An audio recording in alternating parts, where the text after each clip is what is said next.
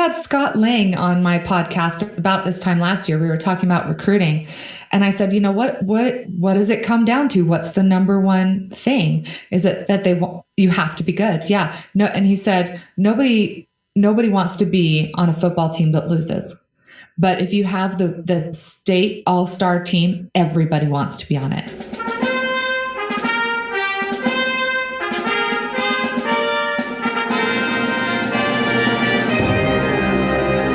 Hello, everyone. Welcome to Everything Band, a podcast that features conversations with composers, conductors, and performers of music for winds and percussion. My name is Mark Connor. I'm a composer and educator, and each week I have the great fortune to speak with and share the stories and wisdom of musicians and leaders in the band community. The Everything Band podcast is a proud member of the Music Teachers Development Podcast Network.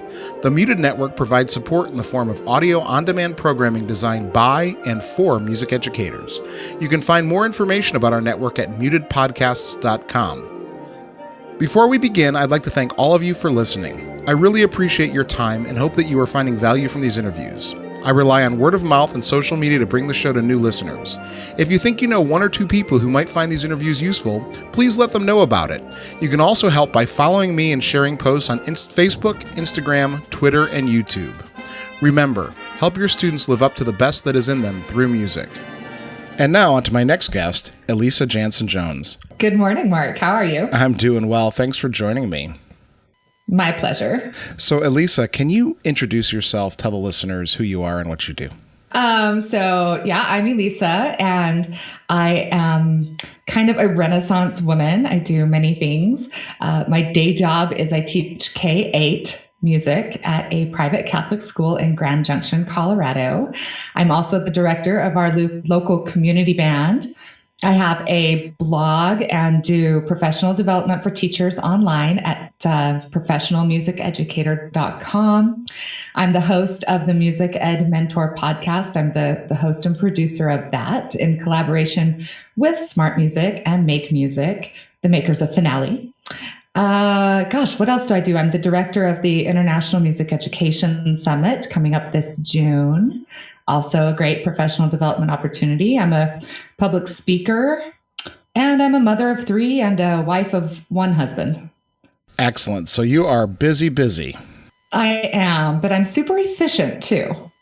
So we're going to get into all these different aspects of your career, but before we do that, we should go back to the beginning. So Elisa, what instrument do you play, and what's your origin story? How did you get started into music?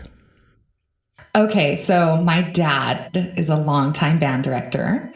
My mother is an amazing vocalist.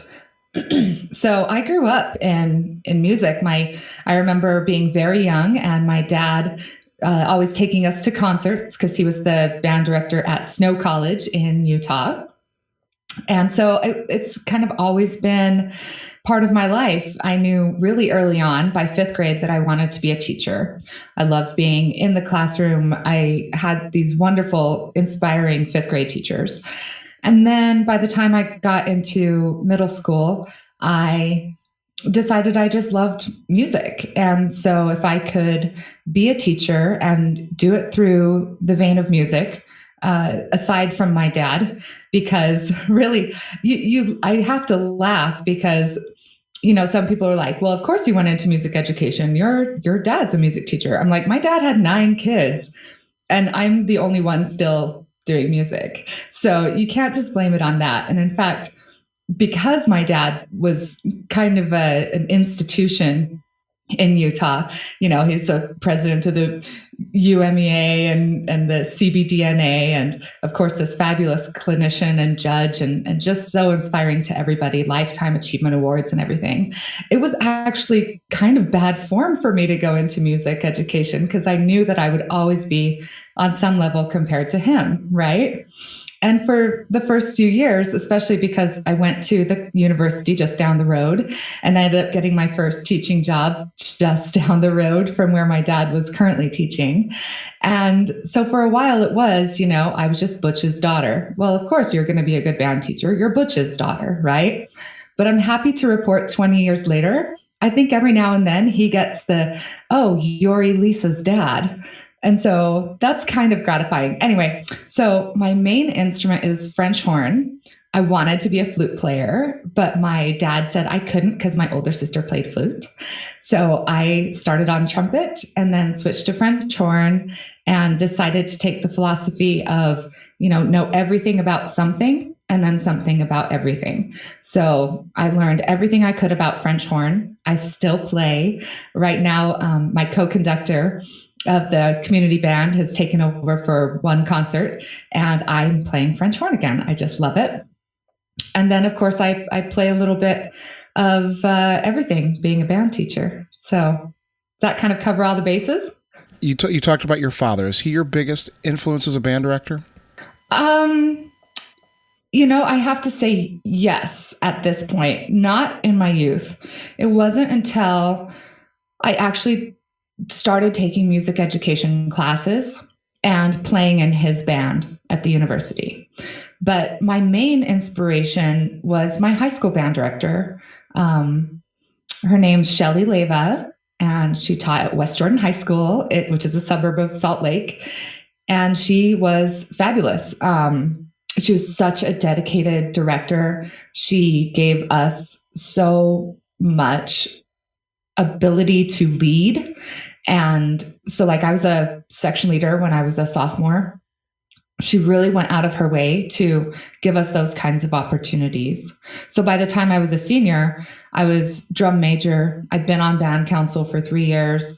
I was involved in all these great leadership roles, and she helped really inspire and facilitate that.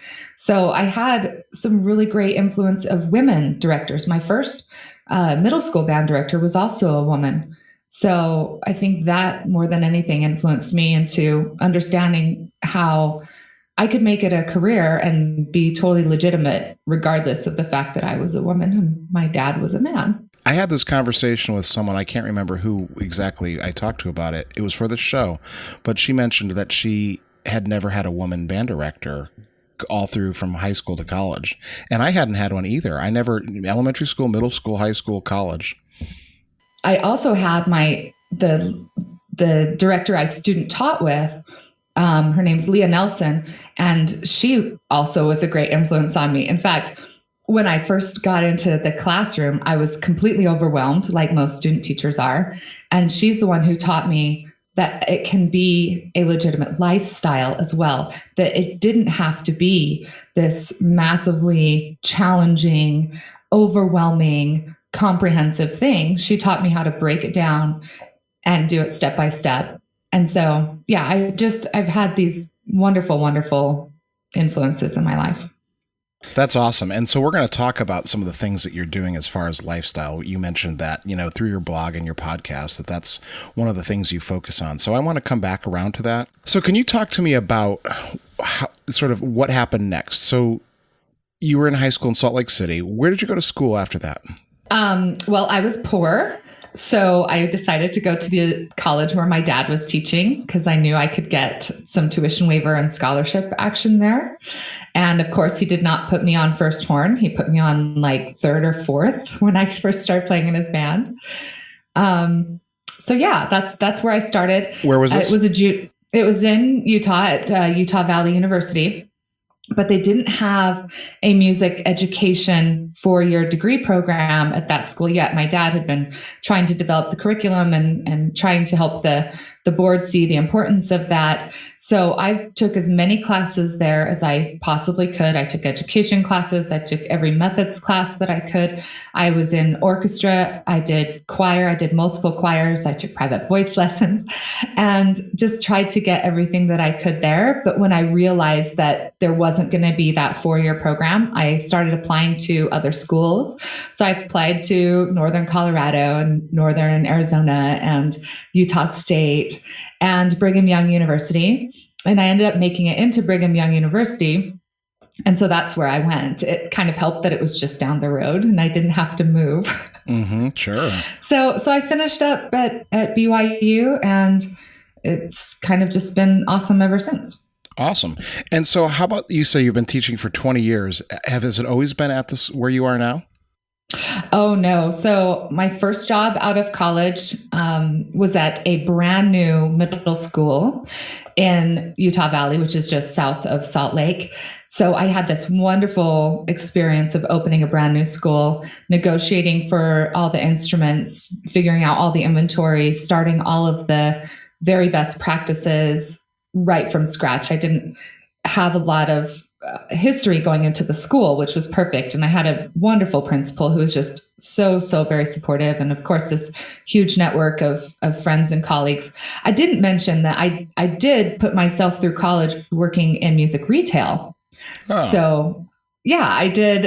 So I got to know all these music teachers because I was at the music store servicing them, right? Selling them reeds and helping with repairs and all of these great things. So I already had a big support network when I got into, in fact, one time, this is a great story, so I'm going to tangent for a second. One time I was helping a music teacher and he was asking me, well, what instrument do you play? And I said, well, I play French horn, but I'm going to be a music teacher. And he said, women don't make good band directors. And I was just in shock that he would say that to me. You know, I'm like, well, you know, my dad's a band director, so I feel like I have some like really great support and some really good education. And of course, I'm getting to know all these band directors. He's like, yeah, just women just they don't stick around. And I was so offended that I was like, you know what? I'm going to show you. I'm going to be like the best dang women band director ever. And then I opened my new school, built this program, ended up with a third of the school, and it was a pretty sizable school, big growth in that area. A third of the school was in my classes. I started 60 kids in beginning orchestra. I had 120 the second year in my beginning band. I just blew up this program. And then I had little babies and decided to stay home with them. So he ended up being right. I didn't stick around in that job. I decided that while my kids were little, I really needed to be at home with them. So I refocused my attentions on private lessons, which was totally a great choice for me now that I'm back into full-time band teaching, which, by the way, this is my 4th year at this school that I'm at. So as soon as my little kids were all in school full-time themselves, I went back into the school to teach.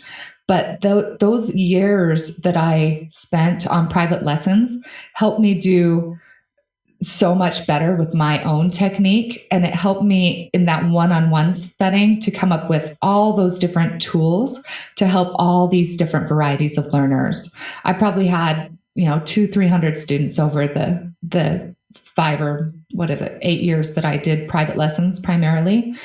And I didn't just focus on one instrument. I was willing to teach flutes and clarinets and saxophones and trumpets and trombones and tubas and percussion and string instruments because I'm strong enough on all of those to teach them in a one-on-one setting. And as soon as they got beyond my own skill level, I'd pass them on to another teacher.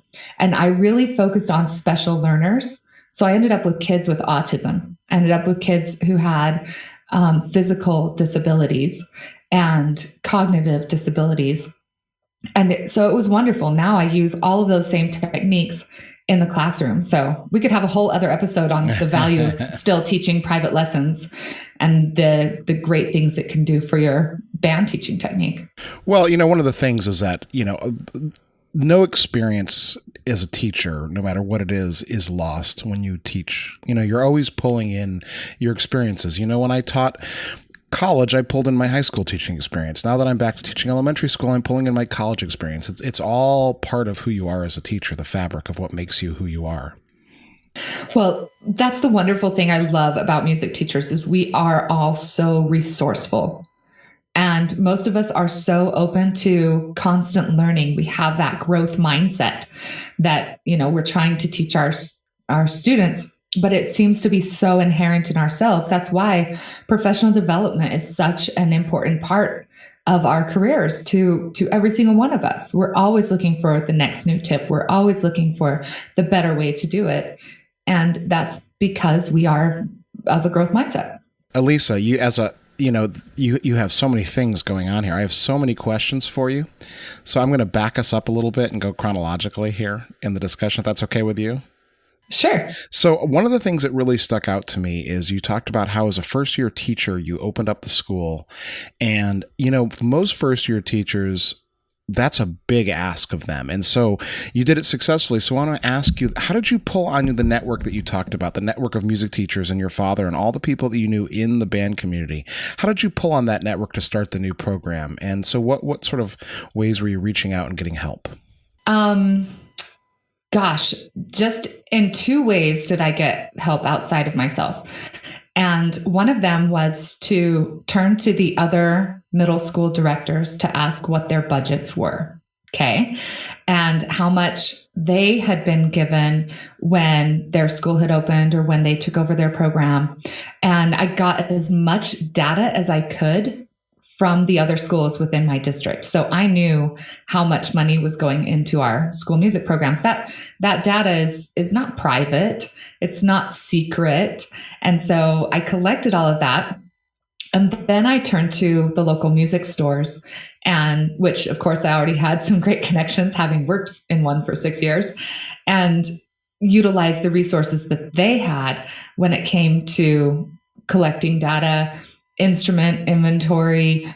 I got the very best bid prices, and I asked, of course, my resources within the district what the purchasing process was, and then I finagled it to get what I wanted for the price I wanted while still working the system. So I kind of tapped into those resources to figure that out. So the purchasing bit ended up being one of the biggest challenges, right? So I ended up, is this fascinating, by the way? Oh yeah, no, this is great.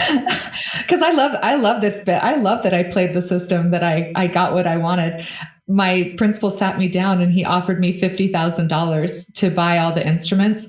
And I had already gotten my highly desired inventory with all the instruments that I wanted, the brands I wanted, the quality I wanted, the amount I wanted. And it was more like $130,000. And which I thought was an amazing price. So I was able to pull out that data that I had collected from the other schools in the district and said, you know what, here is what the other schools were given. Here is what their budgets are. I've already gotten the very best pricing on these things. And you can't, deny me what the other schools have if you want to have a program that is equal to theirs. And he said, well, we have fewer students enrolled. And I was actually able to pull up my roll sheets and say, no, we had fewer students enrolled before I went around recruiting to all the fifth grade classrooms. and now we have 2/3 more students than the other schools. And you're asking me to do it on 1/3 of the budget. And so he, being a very wise principal, gave me what I wanted. But I went in with the hardcore data. So when it came to blowing up the program, people-wise, now fortunately I had the job kind of in lock by the end of the school year before I started full-time, before we opened the school. And so I just made phone calls to all the elementary schools that fed into that middle school program and asked if I could come out and meet the students and talk to them about their music options at the middle school. And those teachers were all super happy to have me come in and take a little time at the end of the school year. So that's what I did. I went around and handed out flyers and, talked about how awesome music is. And I played some instruments for them and I let them try some things. I didn't have time to set up a show and tell night or an instrument fitting night. None of that. We just jumped right in. So Elisa, one of the things that came up and you paused and you sort of reflected on a little bit is the decision to leave teaching and to focus on your family. And I don't want to talk about that decision. I want to talk about how you got back into teaching at your current job. Can you tell me about that? Well, I got divorced and needed money. Oh, okay. I mean, that's kind of part of it. But even before that, so while I was mainly stay-at-home momming and private lesson teaching, I decided that I am a lifelong learner and wanted a master's degree. So I ended up getting a Master of Business Administration degree, which you might A lot of people hear that I have an MBA, which means that basically I could run a company and be an executive, because that's what I was trained to do in my MBA program. But I saw it more as, when I go back into teaching, these are the skills that are going to be more important. I felt like I'm a really solid music teacher. Teaching the music bit, easy for me because I've been in it my entire life, right? But running a company is exactly the other side of your job that you're not taught as well in your collegiate programs, unfortunately, right? We're taught all of this great pedagogy, all this great music teaching, but we aren't taught budgets and financing and purchasing procedures.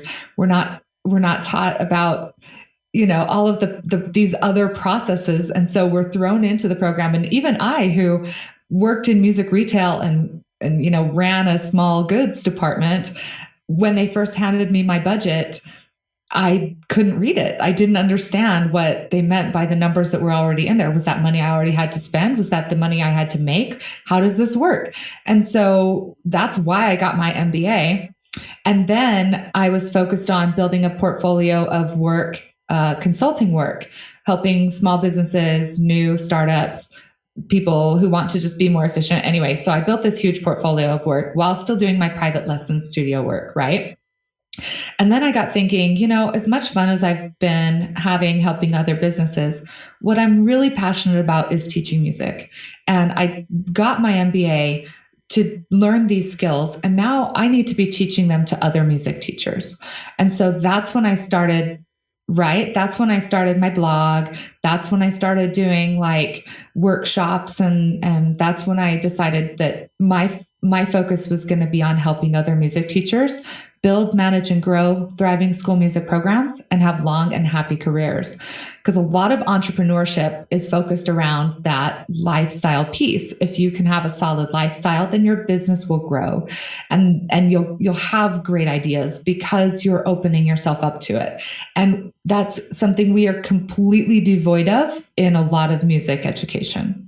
Yeah. So what skills precisely or exactly do you use in your classroom that maybe other teachers can use in their teaching?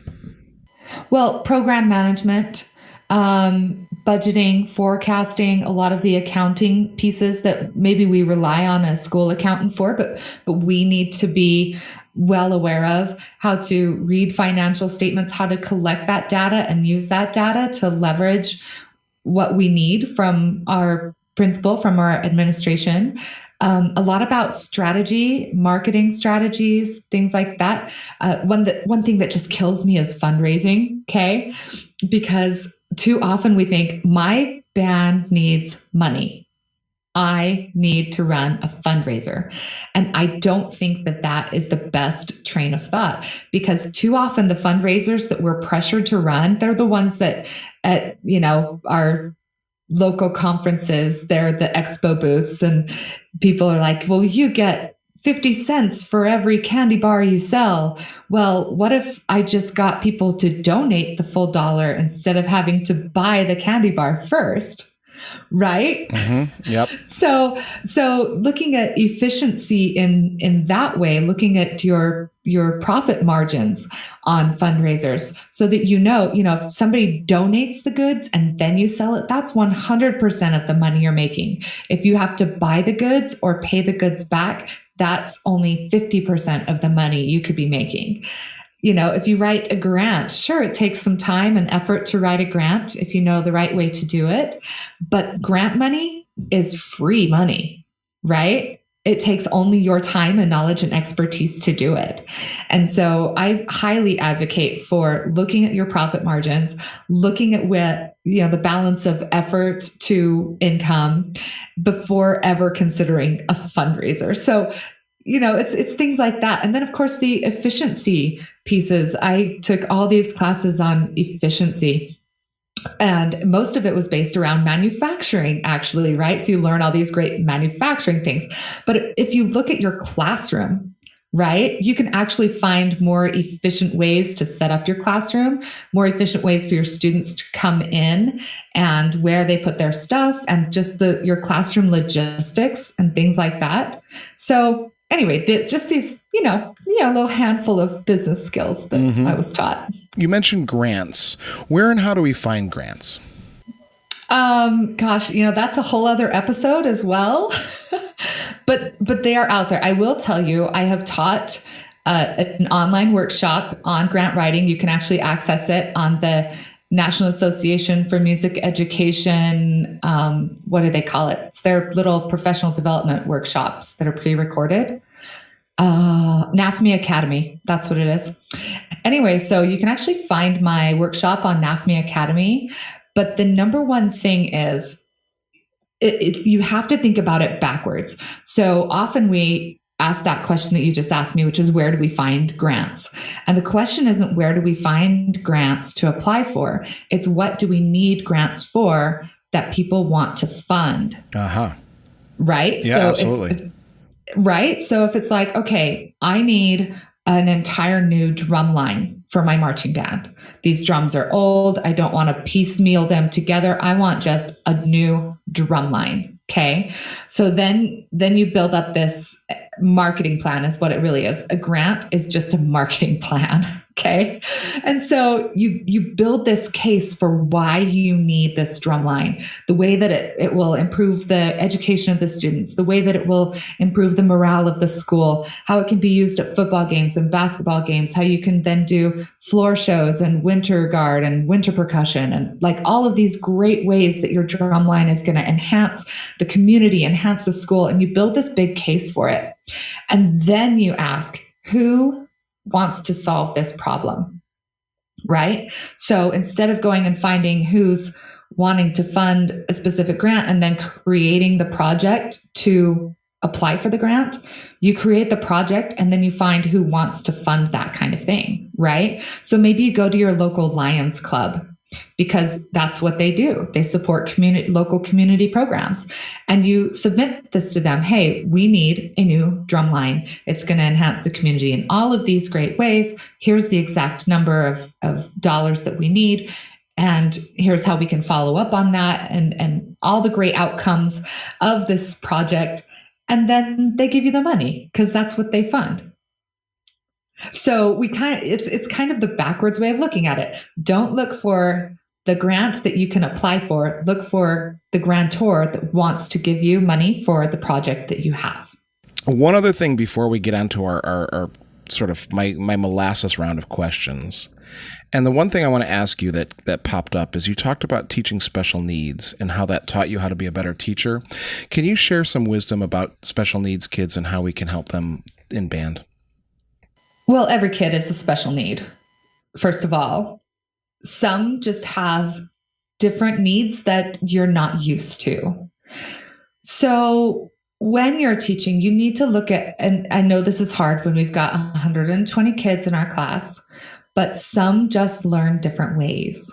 So to be the most effective teacher, not just of our mainstream kids, but of our special kids, not just those who need a little more help because they're on the low end of the scale, but those who need help because they're on the high end of the scale as well, is to have a large body of tools that you can use to teach the same subject. So you're teaching posture, okay? One of the very first things that we teach. Have 4 or 5 different ways to teach that posture. Maybe it's a chant, right? Feet flat, elbows out, shoulders back, head up. Well, that's going to work for some kids. Other kids, it needs to be a more tangible thing where you go around and actually I have a little dollar store pointing finger thing.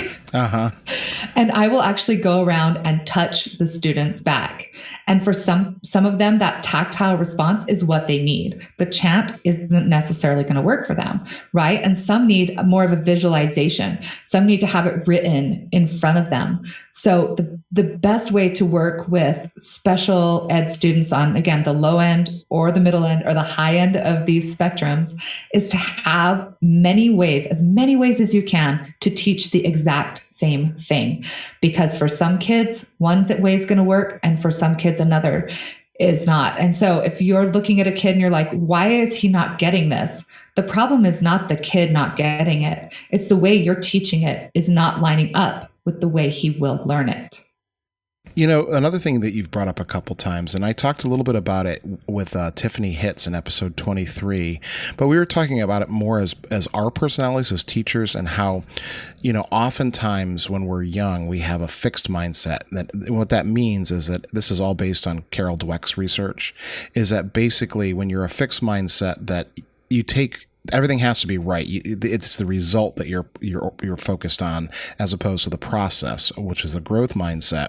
Her and I talked a little bit about it, and you've mentioned it a few times here.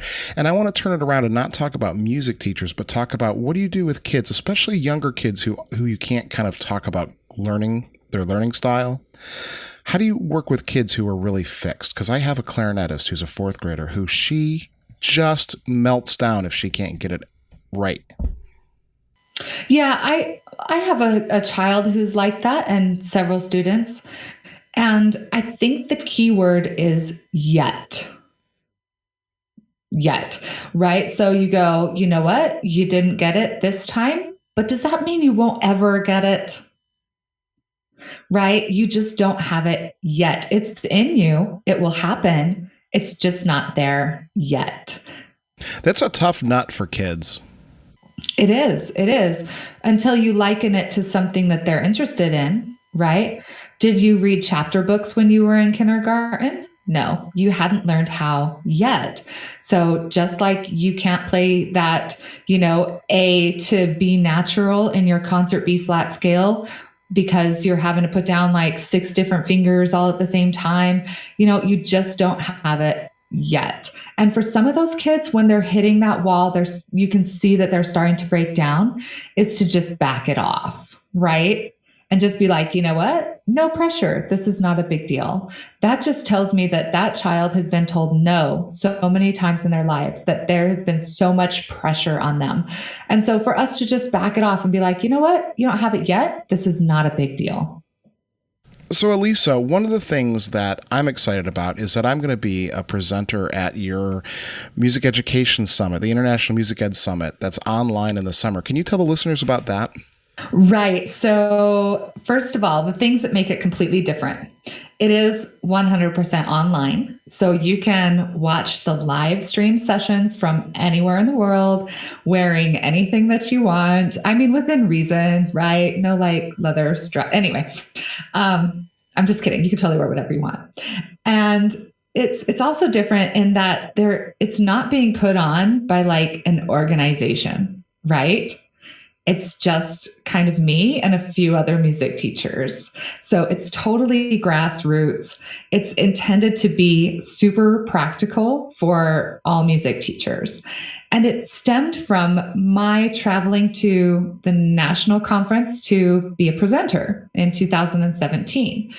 And I was thinking, I can do this. I get to travel there. I have this great ability. And fortunately, my husband was hired to be the photographer, so we could afford to go to the thing, right? But I thought, for people who cannot even attend their state conference every year, how are they accessing professional development? And there are some great ways, like the NAFME Academy is great. A lot of other music teachers like myself put out online workshops. I did one with Wendy Higdon, for example, that was all about collecting data and making a case to grow your instrument inventory, right? And we offered a professional development certificate for that. But I was like, we want this to not just be videos that you watch. You can watch YouTube videos, right? I wanted it to be live instruction from high quality presenters. I wanted it to be, like I said, super practical. I wanted there to be a networking piece to it. So I had the ability to create this thing. And so I did. And in 2018, it was monstrously successful because we had music educators from Canada and from Australia and from China and all over the United States, all networking together, all attending the same sessions, right? Because all the general music teachers would attend all the general music sessions. And so they would be like virtually meeting each other and collaborating already. And they just had this wonderful experience, aside from the fact that they got a PD certificate. And not only can they watch it live, but the ones that are happening at the same time. You know how you go to a conference and you're like, well, there's like 3 band sessions I really want to attend, but they're all at 10 o'clock, right?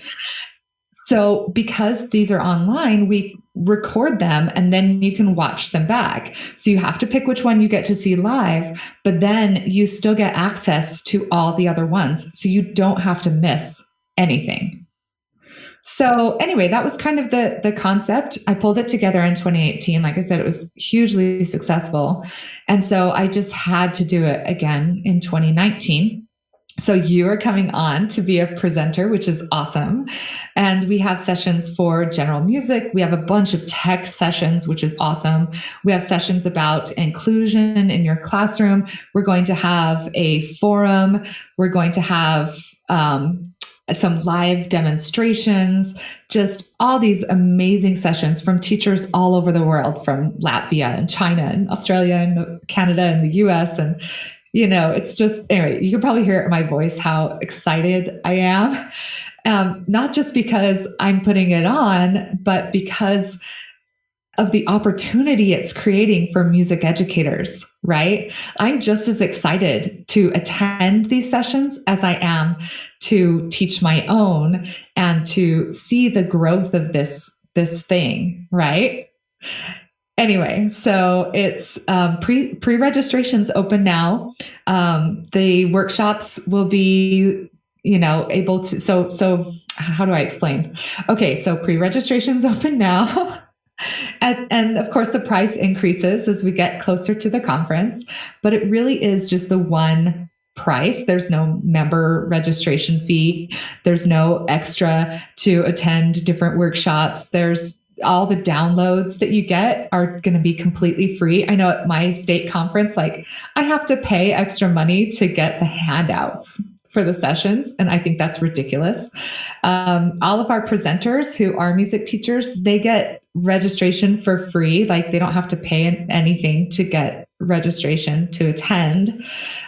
So those are some other ways that it's different. And then once I've orchestrated the back end of everything, the workshops get live and everybody who's registered gets to go on a webpage. You pick which workshops you want to attend and you get a little email with the date and time to click. And that's how you join the live session. And then the networking piece is a Facebook group. It's a very private, closed Facebook group where people can get in and ask questions. The presenters upload their handouts. We have some live streaming that goes on in that group where presenters can get on and say, hey, somebody had this question. I didn't get a chance to answer it. Here's the answer. And so, yeah, it's this great opportunity. And I really hope everybody gets a chance to get in and try it. Yeah, it's really exciting, and it's great that you do this as an opportunity for people who can't travel places. I would love to go to every professional development conference I can, but I just can't afford it. My school doesn't pay anything but the registration fee. Yeah, and there's still immense value. You cannot recreate the live in-person experience that you get at your state conference. You should still try and get to those. But for people who can't, or who can only go every other year, or who want this great value of professional development for a fraction of the cost, that's who this is for. Okay. Is there anything else you want to say about the summit? That you can check it out on musicedsummit.org. And we have some amazing presenters lined up this year. So be sure to check it out and register fast before the price goes up. And we're giving a coupon code to all of the Everything Band listeners. Yeah. So Elisa was so nice to offer this. So if you type in Everything Band 20, you get, what's the discount? 20%? 20% off. Yeah. Nice. Excellent. So that's for all the listeners who want to attend this summit. All right, Elisa. So let's go on to my final questions that I ask everybody. And I'm interested to hear your responses to some of these, particularly the second one. But let's start at the beginning. And so the first question I ask everyone is, where do you draw the line between healthy and unhealthy competition in music? To me, that's kind of easy. If it becomes unhealthy when you stop learning. Yeah, when all you are focused on is being great for the sake of competition instead of being great for the sake of growth. All right, Elisa, this is your wheelhouse. Are you ready? I'm going to throw you the Yes. softball, and because you present on this, and Yes. so how do you find work-life balance in a career as a music teacher? Okay. This is impossible. You will never find balance. That's number one. Your life is always going to be in this ebb and flow. Sometimes you're going to be way more focused on your family, and sometimes you're going to be way more focused on your career. So step number one is to really recognize that that's going to be the case. In December, the first part of December, I've got like 17 concerts or something. 17,000 concerts. That's when I'm really heavily focused on my career. But you swing into after Christmas and I'm totally focused on my family. And truly, you need to be focusing on yourself more than anything else. As music educators, we are such givers. We are so resourceful. We are so willing to play the martyr. I don't have any windows in my band room, and I show up when it's dark and I leave when it's dark, and I go whole days without seeing the sun. And for some of us, that's a badge of honor. But it really should be the other way around, that we're bragging about, I got to see the sunrise today, and I made it home to have dinner with my family. Because when we start forsaking that self-care, those truly important things for the career, is when our lives start to feel unbearable. Because our career, even my dad, right? He is still in the field of music education. He would still be teaching if he could. Now he helps student teachers, right? He loved his career, but eventually it ends. The job will go away. You'll change jobs, but your family and yourself and your physical well-being and your mental well-being, that will never go away until you die, of course. But yeah, I just think that everybody should sign up for the Music Education Summit and come to my session on battling burnout. and I do have a great book on it that's called The Music Educator's Guide to Thrive. And then we have a kind of a follow-up book called Best Practices that I collaborated with another author, Fernando Penaloza, on. And my book is all about the various aspects of our life and how we can develop wellness in all of them to help us feel more balanced. But really the self-care piece and recognizing like the career is not life. The career is not life. Yeah, Fernando. Life is life. Fernando is a fan of the show. I know he's reached out to me and said some nice things about the show. And he even offered up some guest names, people who've appeared on the show. So thank you, Fernando. Yeah, he's great. I hope he is. All right, Elisa. So from where you sit, what are the challenges facing music education and band, and how can we best meet them? Oh, gosh, there's so many challenges. We have challenges when it comes to how big the job is. We have challenges with coworkers and administration. We have challenges with within society, with inclusion and political correctness, and developing different curriculums, and how do we get enough resources. I think that if I was to give like my top two tips for meeting all challenges. Number one is to always be a diplomat. Like learn how to read people and assess where you are with them, and then have a diplomatic response to that conflict. Because people burn out. We leave the career because our admin doesn't seem to like us, right? Or because we feel like we're being bullied by other music teachers. But if we know how to be a diplomat, then we can actually flip that situation and look at it through different eyes. And then we realize we are the only ones who can control what happens to us, right? So we become self-advocates. And we become, like I said, diplomats. I don't know, that might sound really super existential, but just learning how to work with people to create a positive outcome is going to help you in your career, any career, truly, throughout your life. And then number two is, I'd say, stick to daily routines. I was on the what does she call it? The Music Tech Teacher podcast with Katie Wardrobe. And we were talking about efficiency because obviously with all the things I have going on in my life, I have to be efficient. I'm forced to be because on days I'm not efficient, things fall through the cracks, right? So the number one efficiency piece is before you go to bed every night, plan your next day, plan what you're going to wear, plan what you're going to eat, plan all the things that you have to do, and then leave it. Right? Because then when you wake up, you'll sleep better at night, first of all. And then you wake up in the morning and not have to make all of those decisions. So that helps prevent decision fatigue. It's just like you're going to feel better going into your job if you have your lesson plans already laid out. You already know what you're going to teach. There are few things as stressful as showing up to work and being like, oh no, what am I doing with middle school band today? So yeah, those two things really to help face all challenges is to have routines and just be super efficient in yourself and self-care. And then also learn to negotiate and deal with other people for a positive outcome. All right, Elisa. So imagine that you're 18 and you're at your high school graduation and you could talk to yourself across the dais. What would you tell your 18-year-old self? I would say leave your ego at the door. Love yourself inherently. Honestly, all the mistakes I've made, all the fights that I've had, the times that I've felt like a failure, it's because I've had ego involved. It's right. Mm-hmm. So leave the ego at the door, and then any time that I've felt bad or felt like a failure, it reflects on how you feel about yourself. So I would just say, love everything about yourself. Love yourself so deeply, and that not in a selfish way, not in a way that's going to detract from your feelings for other people, but recognize the fact that you are entirely unique. You are entirely precious. You are absolutely irreplaceable.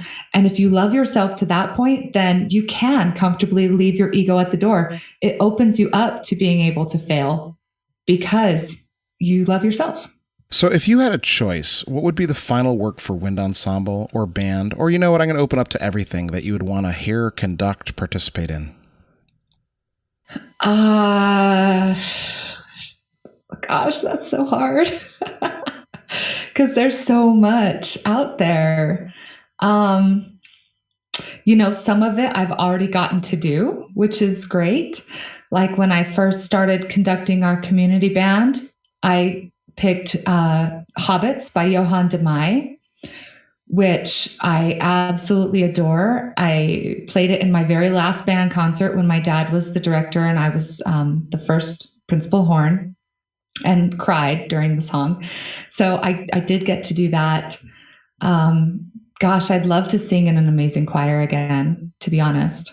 Mm-hmm. What piece? I would love to sing in an amazing choir. Yeah. Do you know what piece? What would you want to sing? I Carry Your Heart by Eric Whitacre.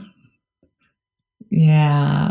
And then of course there's so many wonderful band pieces out there. It's kind of hard to nail down what I would love to conduct. I'm so privileged. I'm so immensely privileged to have a middle school band, a beginning band, and a community band, because I get to do wonderful beginning core educational pieces. I get to do some grade 2 literature, and then I can pull out a grade 4 with my community band.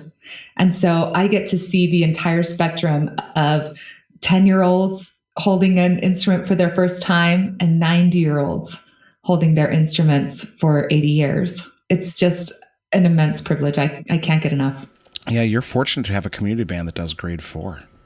Yeah, totally. And our last concert was amazing. Elisa, is there anything coming up that you would like to share or promote? Of course, our Music Education Summit, our totally grassroots, effort to get professional development out to the masses. We have some amazing presenters coming on, conference sessions for everybody, live streamed and archived, so you never have to miss a thing, and worldwide networking. It's just going to be amazing. And that's not just because, I created it and I manage it, but because I'm a teacher, that it's awesome. Well, you better believe in what you do. That's all I'm going to say about that. So I have no problem with you being enthusiastic. We should all believe in what we do. Yeah, totally. So that's going to be June 13th through 14th for the live sessions, but then you'll have they'll all be archived for registrants, correct? Yeah. So it's actually June 13th through 15th. So it's a Thursday, Friday, Saturday. Although for our Australian friends, it ends up being a day later, right? Because they're on the other side of the world. And yeah, in fact, when you get on to pre-register or register, you have the option of getting the 2018 archives as well. Oh, cool. So, because those are up and ready to go. So you can actually get like 2 full years of professional development for an extremely affordable price. Awesome. How can people get in touch with you? Facebook, email, any of my websites. So I kind of have one master website that links to everything. It's really easy. It's elisajanson.com. Excellent. And I just want to remind everyone, don't forget that Elisa does the Music Ed Mentor podcast. And don't forget about that podcast. If you don't have that on your lists, put that on there. Oh yeah, definitely do that. I love doing the podcast. Again, my mission in life is just to help support other music educators in the ways that we need to be supported. And that's what the Music Ed Mentor podcast is all about. It's supporting you in all those off the podium kinds of things. Excellent. Elisa, thank you so much for your time. Thank you, Mark. This has been great.